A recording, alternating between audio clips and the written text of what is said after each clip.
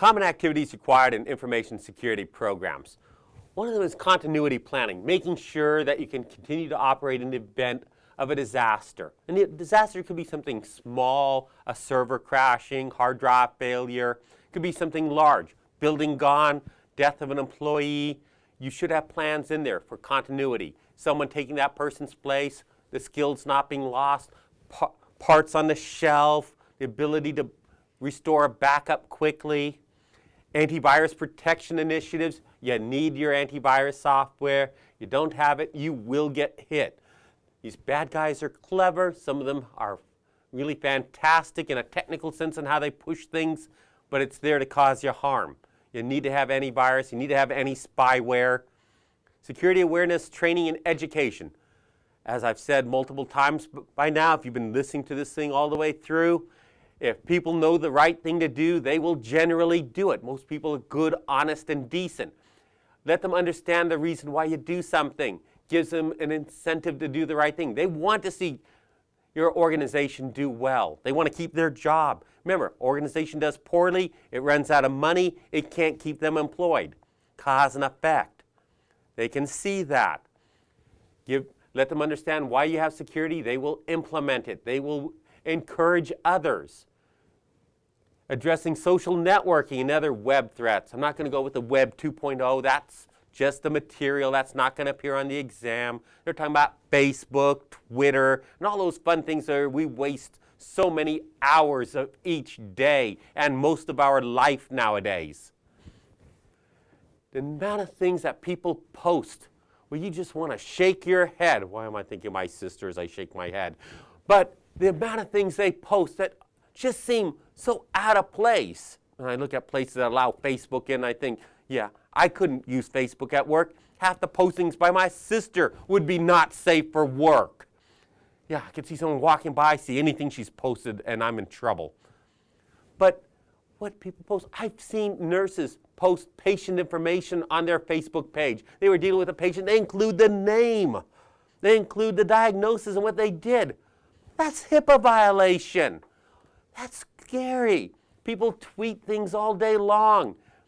You know every time they've gone to the restroom, you know when they've tried a new breakfast cereal.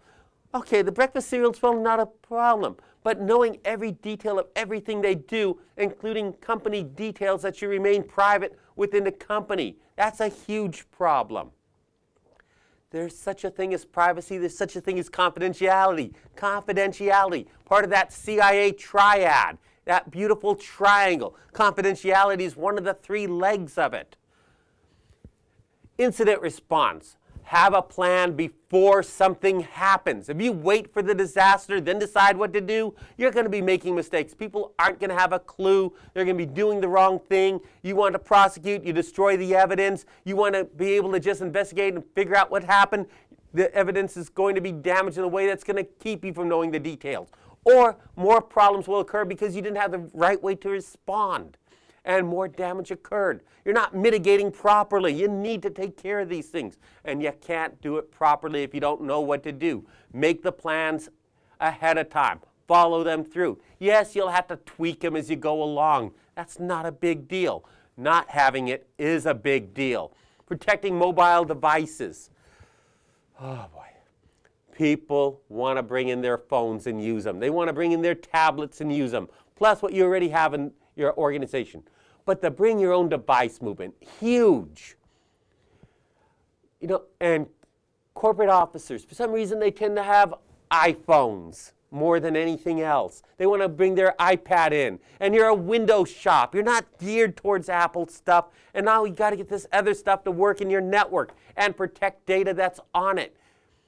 Now, some companies have gone so far as to say, we'll let you bring your stuff in, but we need to be able to remotely wipe it if it's lost. If you can't find it within 12 or 24 hours, we'll wipe it. You'll lose everything you have on it, but the company data is safe.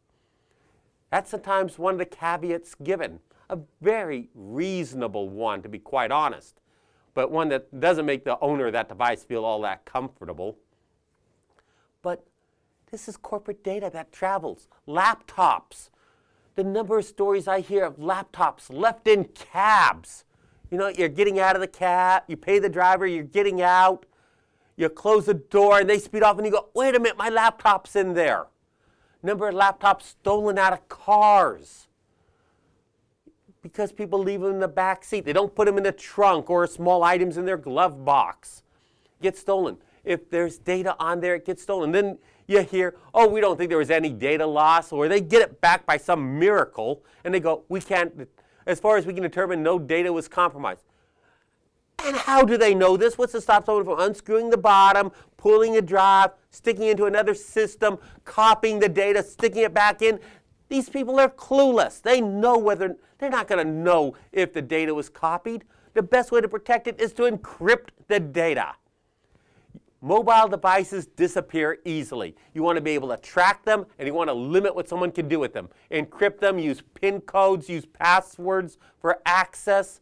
These are scary, but they can be included and provide additional functionality if done right. Social engineering.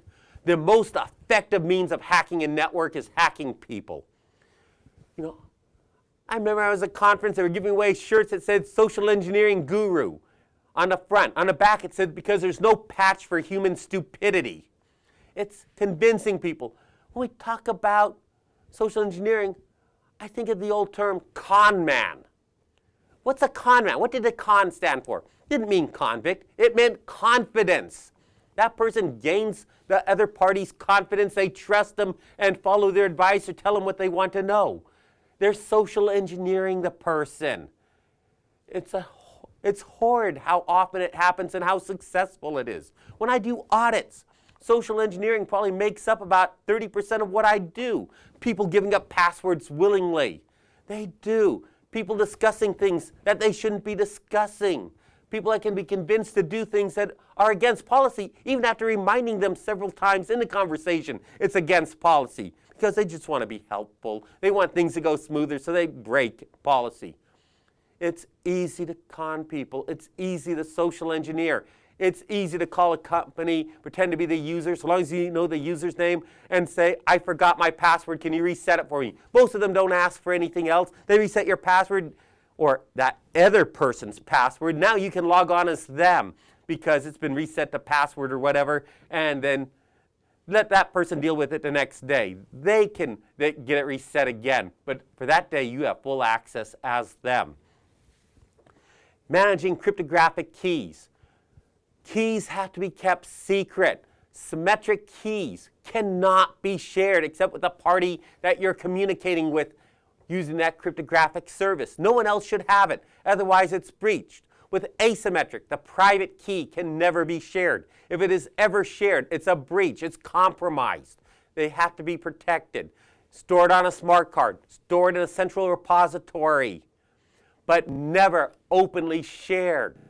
If they're not protected, you can't trust the cryptographic services.